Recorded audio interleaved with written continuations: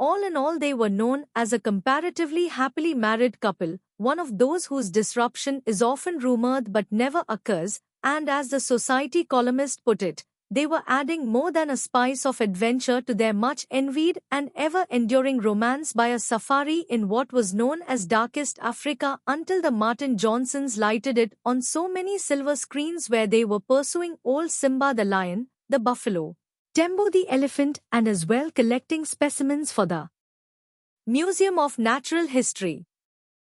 This same columnist had reported them on the verge at least 3 times in the past, and they had been. But they always made it up. They had a sound basis of union. Margot was too beautiful for Macomber to divorce her, and Macomber had too much money for Margot ever to leave him. It was now about 3 o'clock in the morning, and Francis Macomber, who had been asleep a little while after he had stopped thinking about the lion, wakened and then slept again, woke suddenly, frightened in a dream of the bloody-headed lion standing over him, and listening while his heart pounded, he realized that his wife was not in the other cot in the tent. He lay awake with the knowledge of 2 hours. At the end of that time his wife came into the tent, lifted her mosquito bar and crawled cozily into bed. "Where have you been?" Macomber asked in the darkness. "Hello," she said. "Are you awake?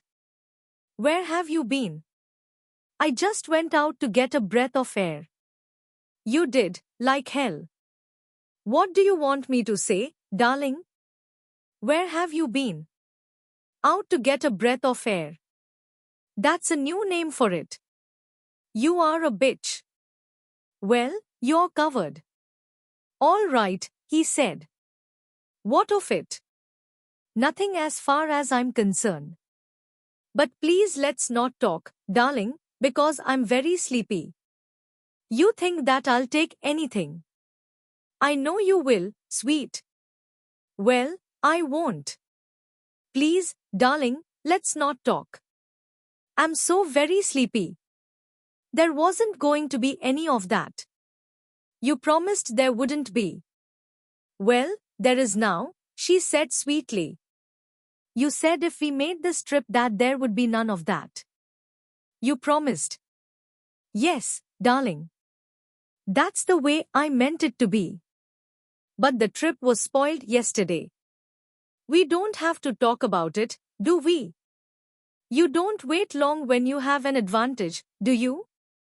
Please let's not talk. I'm so sleepy, darling. I'm going to talk." "Don't mind me then, because I'm going to sleep." And she did.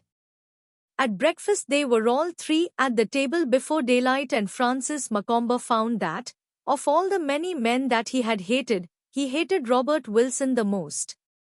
"Sleep well?" Wilson asked in his throaty voice, filling a pipe. "Did you?"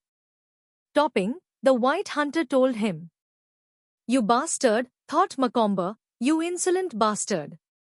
"So she woke him when she came in," Wilson thought, looking at them both with his flat, cold eyes. "Well, why doesn't the keep his wife where she belongs? What does he think I am, a bloody plaster saint? Let him keep her where she belongs. It's his own fault." "Do you think we'll find buffalo?" Margot asked, pushing away a dish of apricots. "Chance of it," Wilson said and smiled at her. "Why don't you stay in camp?" "Not for anything," she told him.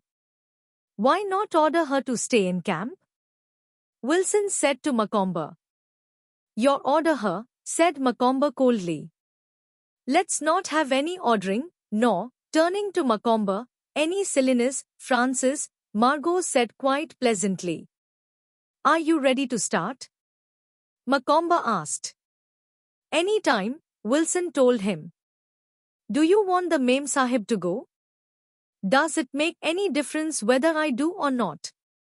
"The hell with it," thought Robert Wilson. "The utter complete hell with it. So this is what it is going to be like." "Well, this is what it is going to be like, then." "Makes no difference," he said.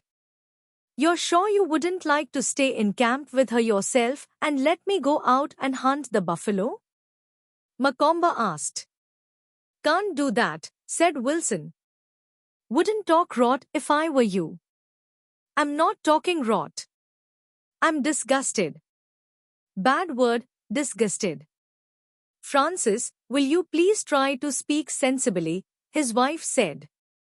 I speak too damned sensibly, Macomber said. Did you ever eat such filthy food? Something wrong with the food? Asked Wilson quietly. No more than with everything else. I'd pull yourself together, laddybuck, Wilson said very quietly. There's a boy waits at table that understands a little English. The hell with him. Wilson stood up and puffing on his pipe strolled away, speaking a few words in Swahili to one of the gunbearers who was standing waiting for him. Macomber and his wife sat on at the table. He was staring at his coffee cup. If you make a scene, I'll leave you, darling, Margot said quietly. No, you won't. You can try it and see. You won't leave me? No, she said. I won't leave you and you'll behave yourself. Behave myself? That's a way to talk. Behave myself. Yes. Behave yourself. Why don't you try behaving? I've tried it so long. So very long. I hate that red-faced swine, Macomber said. I loathe the sight of him. He's really very nice. Oh, shut up, Macomber almost shouted. Just then the car came up and stopped in front of the dining tent and the driver and the two gunbearers got out. Wilson walked over and looked at the husband and wife sitting there at the table. Going, shooting? He asked. Yes, said Macomber, standing up. Yes. Better bring a woolly. It will be cool in the car, Wilson said. I'll get my leather jacket, Margot said. The boy has it, Wilson told her. He climbed into the front with the driver and Francis Macomber and his wife sat, not speaking, in the back seat. Hope the silly beggar doesn't take a notion to blow the back of my head off, Wilson thought to himself.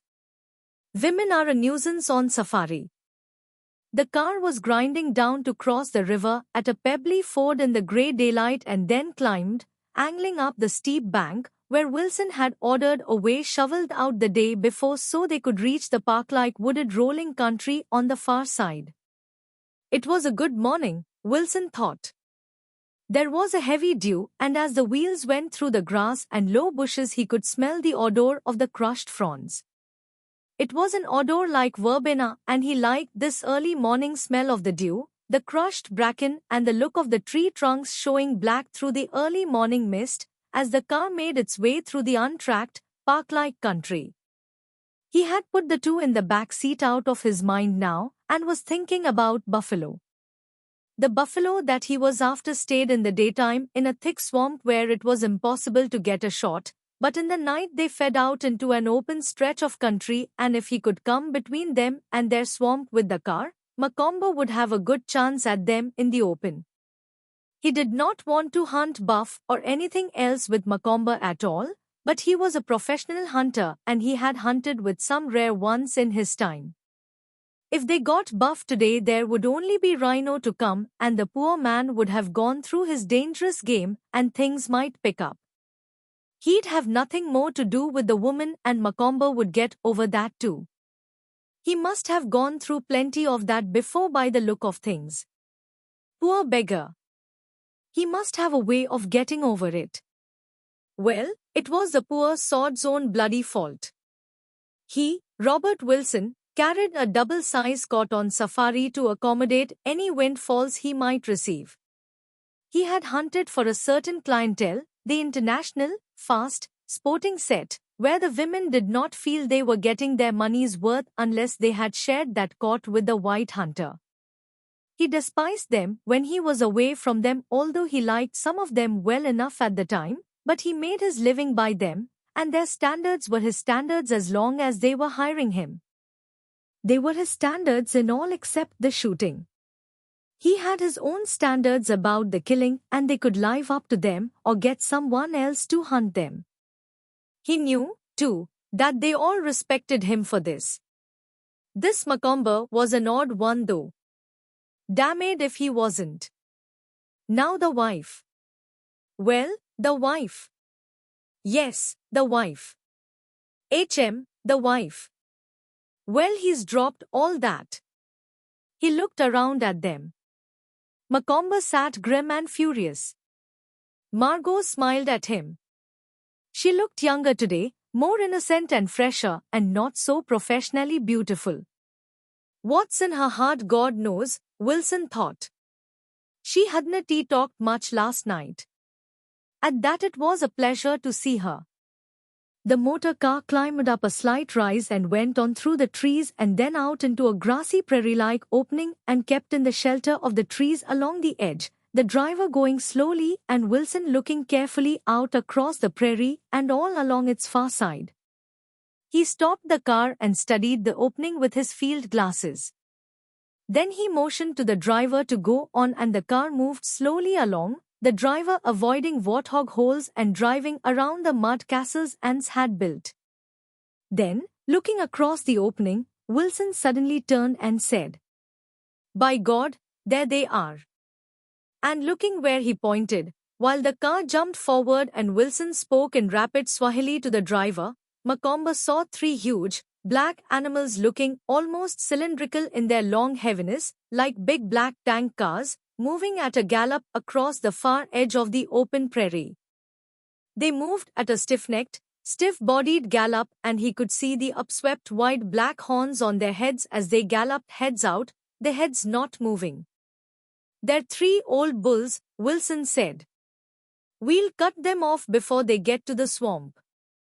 The car was going a wild 45 miles an hour across the open and as Macomber watched, the buffalo got bigger and bigger until he could see the grey, hairless, scabby look of one huge bull and how his neck was a part of his shoulders and the shiny black of his horns as he galloped a little behind the others that were strung out in that steady plunging gait, and then, the car swaying as though it had just jumped a road, they drew up close and he could see the plunging hugeness of the bull, and the dust in his sparsely haired hide, the wide boss of horn and his outstretched, wide-nostrilled muzzle, and he was raising his rifle when Wilson shouted, not from the car, "You fool," and he had no fear, only hatred of Wilson, while the brakes clamped on and the car skidded, plowing sideways to an almost stop and Wilson was out on one side and he on the other, stumbling as his feet hit the still speeding by of the earth, and then he was shooting at the bull as he moved away. Hearing the bullets wunk into him, emptying his rifle at him as he moved steadily away, finally remembering to get his shots forward into the shoulder, and as he fumbled to reload, he saw the bull was down. Down on his knees, his big head tossing, and seeing the other two still galloping, he shot at the leader and hit him. He shot again and missed, and he heard the caterwagging roar as Wilson shot and saw the leading bull slide forward onto his nose.